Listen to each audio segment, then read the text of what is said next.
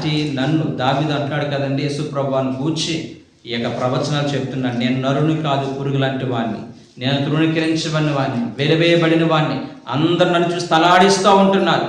అలాంటి వ్యక్తిని దేవుడు ఎంత గొప్పగా ఆశీర్వదించి ఎంత గొప్పగా విస్తరింపజేస్తాడో.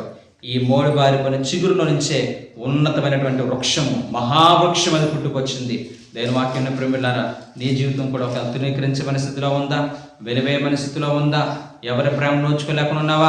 నువ్వు ఆధారపడద్దు. కృపగల దేవుడు నిన్ను నన్ను కూడా నజరేతు అనే ప్రాంతాన్ని ఏ విధంగా కోరుకున్నాడో, బైబిల్లో అనేక మంది భక్తుని ఏ విధంగా కోరుకున్నాడో ఆ విధంగా నిన్ను నన్ను కూడా దేవుడు కోరుకున్నాడు.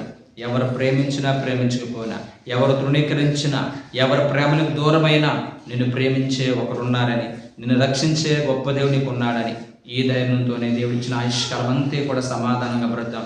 అటువంటి కృప పరిశుద్ధాత్ముడు మనందరికీ దయచేయును గాక.